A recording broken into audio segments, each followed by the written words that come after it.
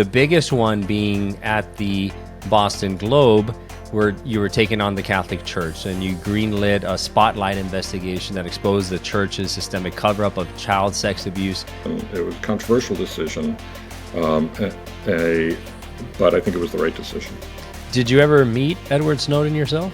So Cuban coffee or American coffee?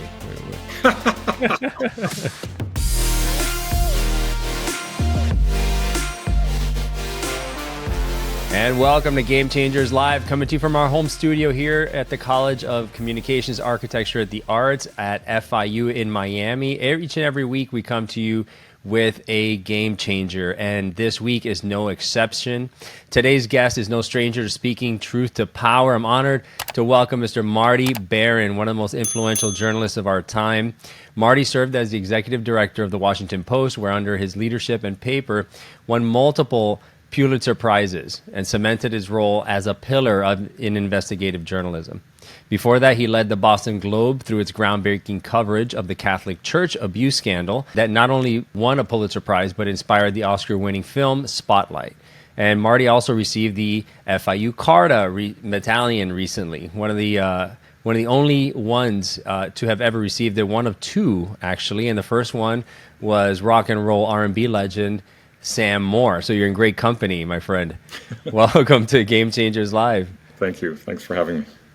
All right. So let's get into the time when you were at the Boston Globe, because you started here in Miami, so you got some Miami roots here in the Herald, and then you went over to Boston Globe, and then ended up at the Washington Post, in some amazing roles and opportunities that you had there. The biggest one being at the Boston Globe, where you were taking on the Catholic Church and you greenlit a spotlight investigation that exposed the church's systemic cover-up of child sex abuse by the clergy.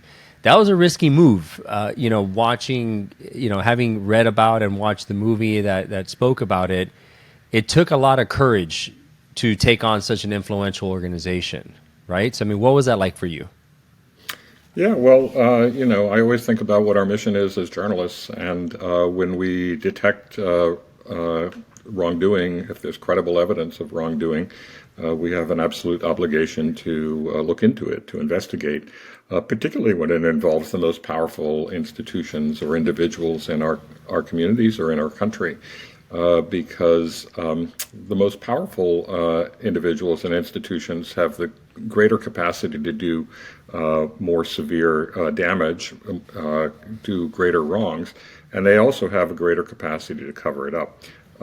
So when we discover wrongdoing on the part of big institutions like the Catholic Church, the imperative is not to run away from that. The imperative is to actually start looking into it. And the more powerful the institution, the greater the obligation. So you got to a point where we said, okay, we found some guilty parties, and some of the folks in your team were saying, okay, that's enough. But you kept saying, no, let's keep digging deeper and keep digging deeper. And you experienced quite a lot of pressure, right? When the organization and its loyalists started understanding the depth to which you were getting to. Yeah, the church pushed back. I mean, actually, at one point, it threatened to go to court to try to seek a court order that would prevent our reporters from actually conducting interviews with priests or basically pursuing the reporting that they were engaged in. We had a duty to do that. We didn't want to just stop at least I didn't want to just stop at disclosing how many priests had been credibly accused of abuse. To me, that was just going to be a numbers game. It sounded sensational. It wouldn't be the first time that priests had been accused of abuse. We'd known that for some period of time. The issue was whether we could document whether this was a policy and practice within the church to cover up that kind of abuse. So when the church discovered abuse by credible evidence of abuse by clergy, what did they do? Did they meet their obligations to the children who were in their care and to their families, or did they merely try to protect the institutional reputation of the church? And so that was really the story that we were going after from the very beginning. And I did not want to just publish that we had found, several dozen priests who were credibly accused of abuse over a matter of decades within the Boston Archdiocese. So we decided not to publish at that point, and to really dig for the deeper story and for evidence of a cover-up. We certainly found that evidence. It was rock solid evidence. And when we had that, that's when we started to publish our stories. And that just sounds unreal to a lot of people, right? That this organization that is one of the most coveted, kind of trusted organization around the world has not only violated one of its core values in the abuse, and then further augmented that by trying to cover it up. And so there were thousands of folks that had been abused that finally came out and started reaching out to you all, right? Yeah, that happened after our first story. Once we published, we were certainly expecting criticism from the church itself, but we were also expecting a lot of criticism from Catholics because, a lot of times when people had done investigations on the church, they'd been accused of being anti-Catholic, and the Globe itself had been accused of that back in the 1990s, and in a case of an investigation that they had done about a priest who was accused of abusing as well. But our evidence was so solid, and we were able to actually show that evidence online for the first time, actually provide all the documents that we had gone to court to get, internal church documents that had never seen the light of day before. And so the evidence was absolutely overwhelming. And so the feeling was not that we had betrayed the church, not that the Boston Globe had betrayed the church, but that the church had betrayed the parishioners and betrayed its own principles. And in fact, that was the case. The church did betray its principles, and it did betray its most devoted parishioners, and it had been doing that for decades. And so the anger was really directed at the church, not at the Globe, and instead we received a lot of calls from individuals who wanted to alert us to other cases of abuse. And so moving forward, since the time of the publishing of that story, have you seen a change in the practices of the Catholic Church? Because we've still seen these cases come up. Yeah, I think what's happened since we did our first set of stories, and we did about over 900 stories in the first year and a half of coverage, so a lot of coverage. And Wow. Then, as a result of that, other news organizations started investigating within their own diocese, and it was not just in the United States, but news organizations around the world started doing that. And so this has been over the last now over 20 years. There've been incredible disclosures of widespread abuse among clergy, and not just the abuse, but a policy of covering up that abuse on the part of the church. So, and this is true in many other countries. So, there have been reforms within the church. I would say that the Boston Archdiocese, from what I can tell, has been sort of a leader in that effort, simply because the controversy really began there. Sure. And on the other hand, I'm not sure that the reforms have been as thorough and as complete as they should be. I think that the church is still trying to protect its reputation and failing to recognize that what we're dealing with here is just simply a crime. And reporting when there's credible evidence of abuse, simply just reporting that to law enforcement authorities and treating it as a crime rather than a challenge to the reputation of the church itself. And so while we've seen reforms, we haven't seen complete reforms. And in instances where there is enormous evidence of abuse, there are instances where the church has done absolutely nothing. So, for example, in Spain, about a year ago, there was a report on extensive cases of abuse. The church, and there was an internal report within the church recommending reforms and and ways that the church could actually reach out to victims and compensate them for what they had endured. And the church has really not done anything there, and it's been completely unresponsive to the pressure for reform. Wow. So we haven't reached the point where where they've kind of learned their lesson and are making the right strides for reparation. And were folks, were clergymen arrested, or were they just removed from the church? Some have. Some have been arrested. Some have been prosecuted, convicted, gone to prison. So, yes, that's happened. Wow. So you were featured in this movie, and if you haven't seen it yet, you got to watch Spotlight. It's a movie that greatly, just in a lot of detail, depicts out everything that happened with the Boston Globe and this story. What was it like watching a chapter? Doing investigations of that sort. I think it was a great reminder to the public and also to members of the press about why investigative journalism needs to be at the heart of our work, at the heart of our mission.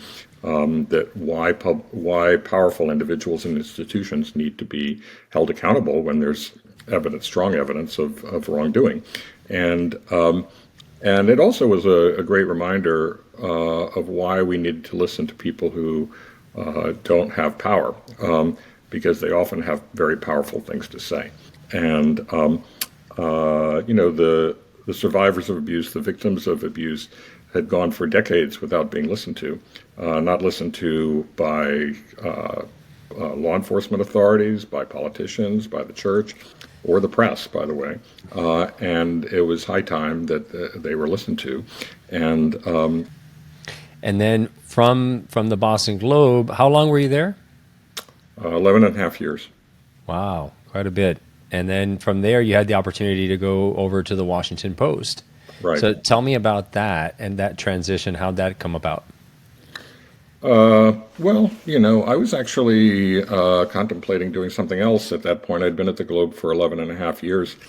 And there had been some really tough years financially, economically for the Globe. The New York Times company, which was the parent company of the Globe at the time, it has since sold it, but it was the parent company at the time, was threatening to shut it down because of the enormous losses that we were suffering. We made a comeback, but it was an exhausting period. And I'd been approached about some other jobs and was thinking about that. And then I got a call from Catherine Weymouth, who was the publisher of the Washington Post and a member of the Graham family, who had owned the Post for something like 80 years. And then so I decided to do it because it was the Washington Post, and it's such an iconic newspaper and has played such an important role in this country. And I knew that there would be enormous challenges. The Post was in a state of decline. It was losing subscribers and readers overall, and it was suffering in its competition with the New York Times, and there was the staff was filled with doubt about its future, and there were cuts one year after the next. So, but I joined in any event as the executive editor of the Post with the hope of turning things around, and journalistically and helping on the commercial side as well. 7 months into my tenure there, it was announced that Jeff Bezos, one of the richest people in the world, was going to buy the Post, which was a shock to everybody there. Nobody thought that the Graham family would ever sell the Post. Sure. And so that was a new challenge, is dealing with a new owner who was a newcomer to the field of media and had his own ideas about how we should adapt to the digital era. And so when Jeff Bezos came in, there was quite a bit of controversy or unknowns as to, okay, what would he bring to this, right? And one of the biggest things was digital, the need to transform into digital subscribership. How did that sit with the team when it first came across their desks? Well, there was surprise and shock that Jeff Bezos would buy the Post, and nobody knew exactly what his intentions were. There was a lot of nervousness about it because he had no background in media, because his company, Amazon, had enormous contracts with the federal government, particularly for cloud computing services. And among the clients it had, the big clients, and likely to be a bigger client over time, were the intelligence agencies of the U.S. government, which we covered at the Washington Post. And so the question was naturally arose, would we continue to be able to do independent reporting and investigative reporting on intelligence agencies, the Defense Department, the U.S. government overall? And nobody really knew. Nor did we have any idea really what his plans were for the paper. Keep in mind, Amazon at the time, and still today, was a company that generally, when the press called, just said no comment about anything. They didn't speak to the press at all, hardly at all. And so to have the founder and CEO acquiring a news organization when his own company would never even really deal with the press was really extraordinary. And so there was a lot of concern about that. And he did have some ideas that were disruptive for how we do our business, but we had our own ideas as well. We certainly knew, certainly within the leadership of the newsroom and elsewhere within the Post, we knew that we needed to not just adapt to the digital era, but that we needed to embrace it if we were going to succeed. Things had changed. The way that people consume information had changed, and we needed to change with it. And so that's what we started to do. And as it turned out, we had quite a bit of success over the next time period, the time that I was there. I was there for a little over 8 years, 8 years and 2 months.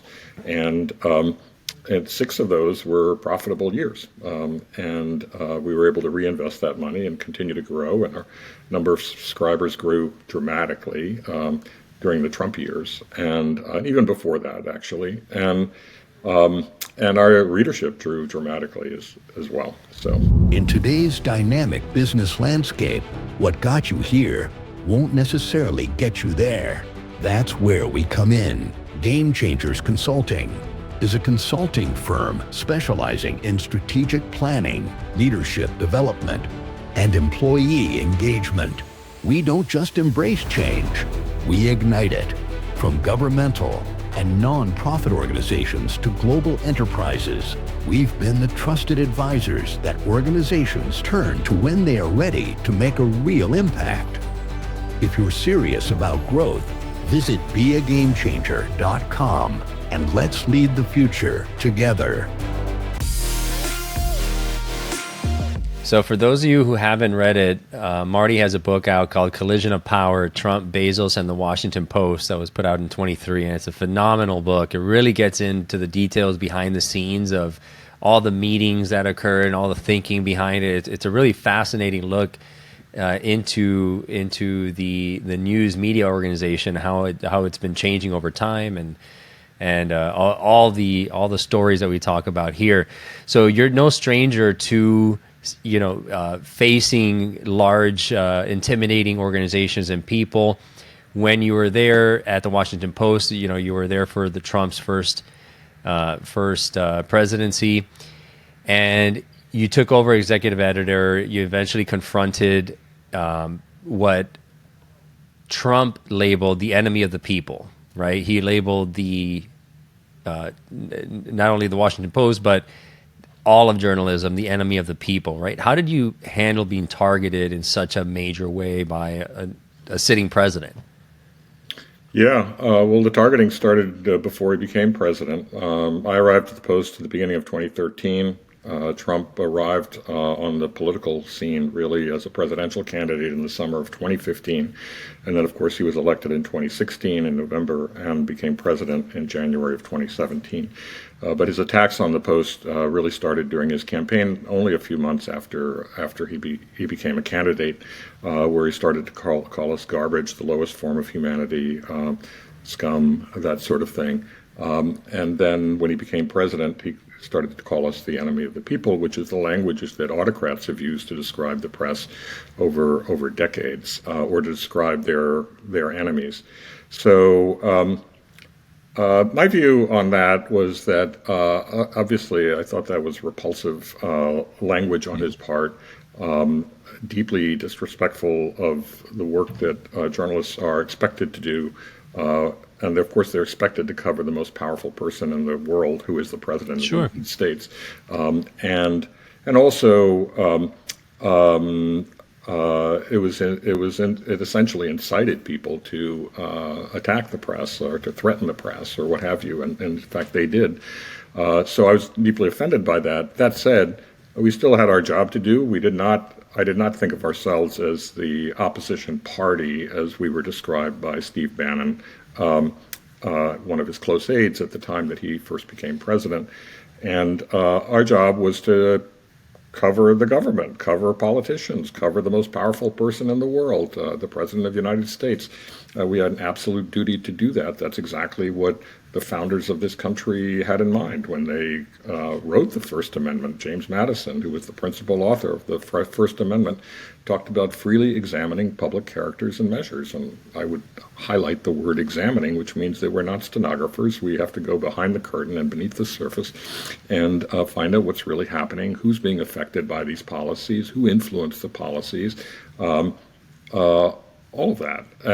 And so that was just a job. And so my view is, let's focus on our job, and let's not focus on his attacks on us, and let's not become the opposition party. Let's just be an independent journalistic organization and fulfill our absolute duty as a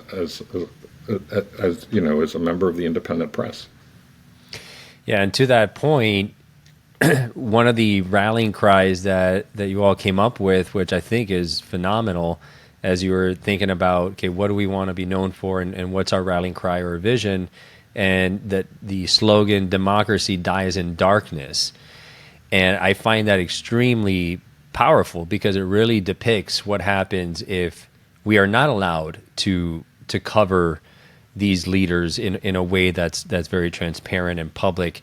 Did you feel that American democracy was at risk in that moment? I did. I mean, I feel that way more so today than I did at the time, but I certainly did feel that because Trump was using the language of autocrats, first of all. He was attacking an independent press. He was threatening business as well if they did not sort of align with his views.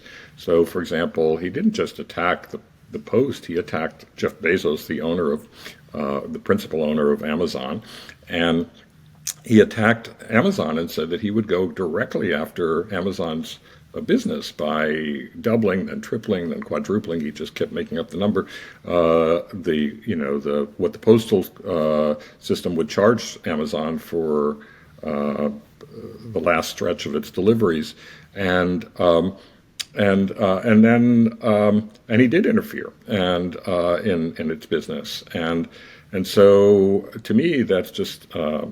Not only is it a violation of the very principle of free markets, but it's an abuse of power and a challenge to sort of a pillar of democracy, which is that people are allowed to speak up and say what they think. That's what a democracy is that we have freedom of expression. And by the way, freedom of expression doesn't just belong to the press; it belongs to every citizen. It's not a special right, not a special right for the press. It's a right that all of us have.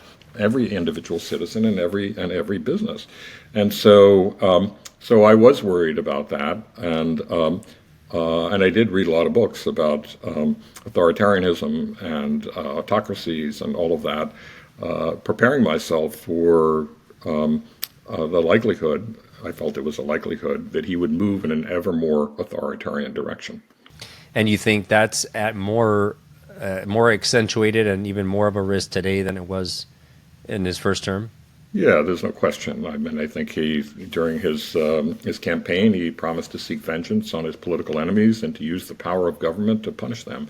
And sure enough, he's, as he likes to say, promises made, promises kept. That's a promise he's kept. He's not just attacking the press, seeking to further undermine public confidence in the press and its own economic sustainability. But he has attacked judges, threatening to impeach them merely for issuing rulings that they feel reflect what the law is. That's their job. They're an independent branch of government. The judicial system is an independent branch of government. He's attacked law firms that merely represented people that he doesn't like or that he felt somehow harmed him. That's a pillar of our democracy, and it's fundamental to the idea of the rule of law, is that everybody is entitled to legal representation. That's incorporated in the Sixth Amendment to the Constitution. And so he's attacked universities, seeking to undermine them as well. He's attacked basically, he's attacking businesses that don't sort of fall into line with him, threatening their business with the U.S. government, so all of that is a real threat to democracy, the rule of law in this country. So let's switch gears here, because you had another very tough decision to make in your career, which was around the release of the Edward Snowden leaks with the NSA surveillance secrets.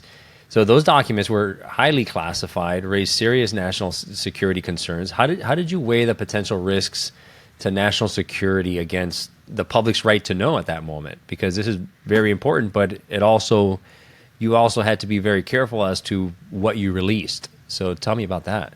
It was difficult. That arose shortly after I arrived at the Post, within a matter of months. Bart Gellman, who for a long time previously had been a reporter for the Washington Post, but was no longer working at the Post, approached us saying that he had been approached by an individual whose name at the time he did not know, but turned out to be Edward Snowden, who had access to some of the most highly classified documents within the U.S. government, which demonstrated that there was essentially a surveillance regime that not only was targeted at foreign citizens, but swept up the private information of enormous number of American citizens. And so, this was highly classified national security information.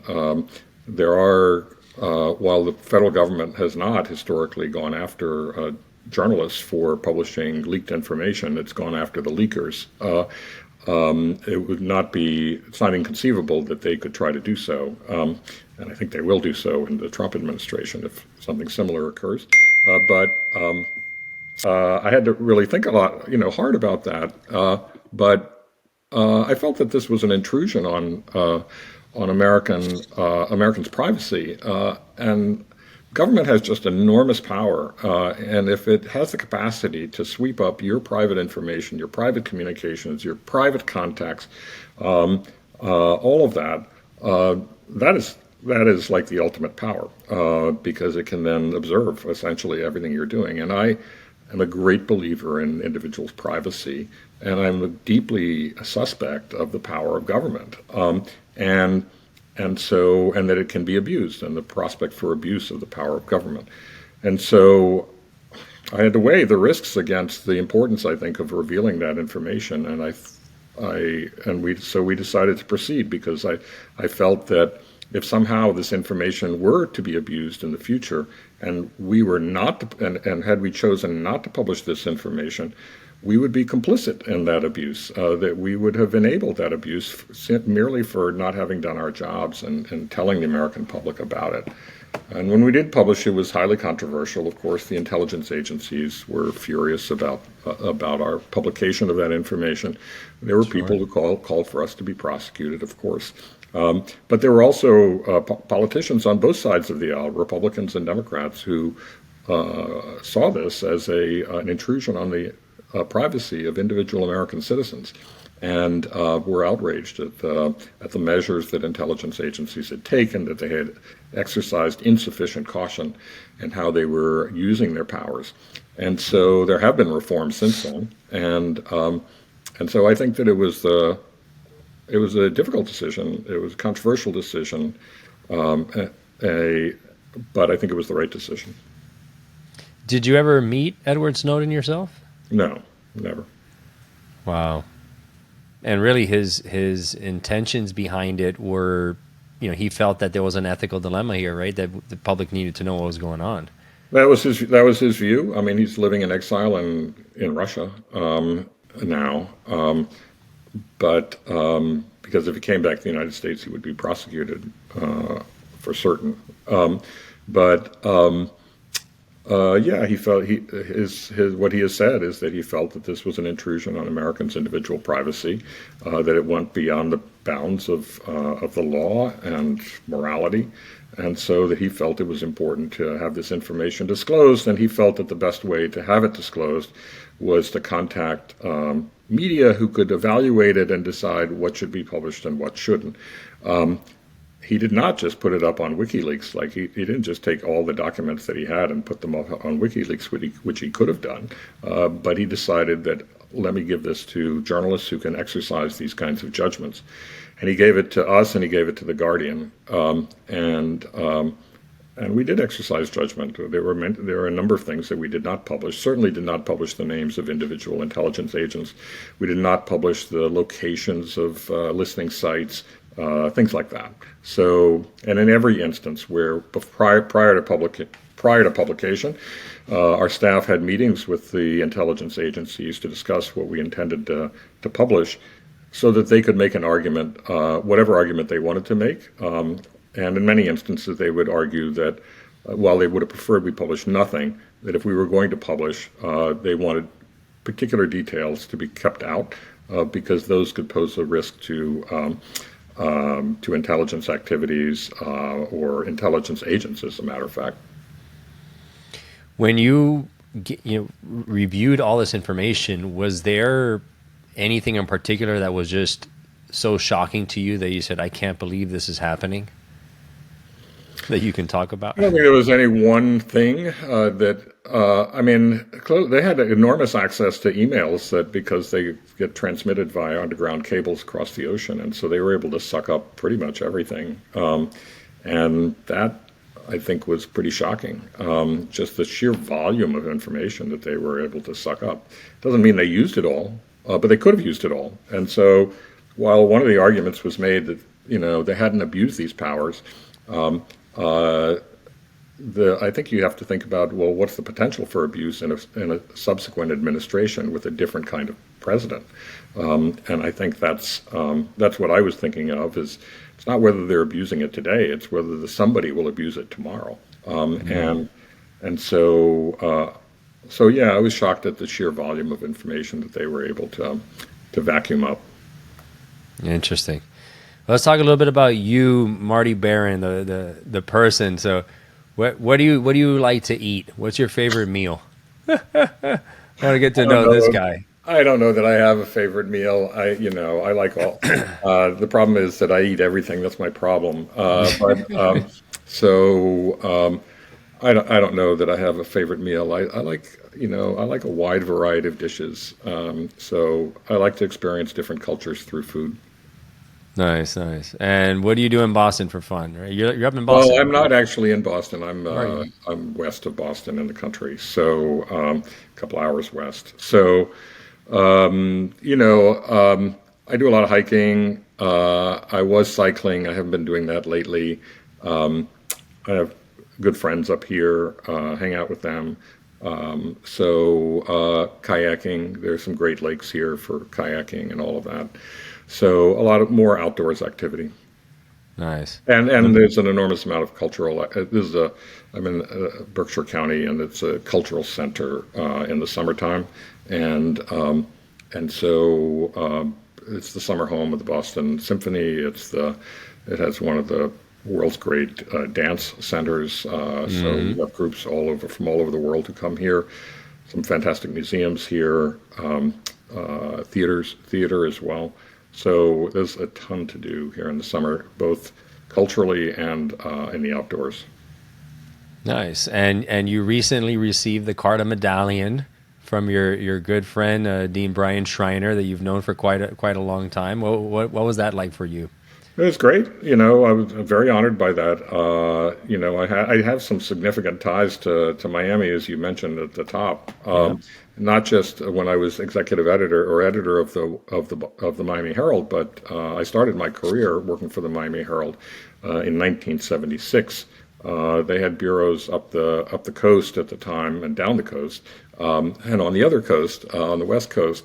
So I was working in a very small bureau in Stewart, which Stewart at the time only had a population of 12,000 people, and the county, Martin County, only had 50,000 people in that county. And I and a colleague were covering that county every day. But I got down to Miami sometime in late 1977, I think it was, or early 78. And I was working in Miami as a business reporter for the Herald. And then I left in like October of 79. But I came back 20 years later to be the editor of the Herald. And it was a great time. And I always loved Miami. And you covered the Elian Gonzalez story, right? Yeah. Elian was picked up at sea a couple of months before I got there. But the controversy really exploded after that. And whether he should be allowed to stay in Miami or whether he should be returned to his father in Cuba. So that was a huge story, a lot of divisions, cultural divisions, I think, and divisions in terms of perspective about that issue in the community. And it was a very tough story to cover because emotions ran so high on both sides of the issue. The Cuban American community in Miami felt very strongly that he should be allowed to stay in Miami, and the so-called Anglo community in Miami generally felt that a kid of that age should be with his father. His father was still in Cuba. His mother had brought him, was bringing him to the United States. She had died at sea. Elian was picked up at sea, and the other feeling was that he's just a kid. He should be with his dad. His dad would like to have him back. And so big differences in the community and a very difficult story to cover. Can imagine. So Cuban coffee or American coffee? I lean toward Colombian coffee, but there you go. I can't. The cortaditos is a little strong for me, and I definitely don't want sugar in it. Well, Marty, this has been fantastic. I hope you enjoyed this conversation. Yeah. Absolutely love your book, and for those of you who haven't checked it out, make sure you see it on Amazon or pick up the paperback, as well as watch the movie Spotlight. It depicts everything that we just talked about here with the Boston Globe. So, Marty, you're a game changer, my friend. Thanks for joining us. Thank you. Appreciate it. Thanks for having me. Make sure to like, subscribe, and share because you could be the game changer in someone's life today. See you next time.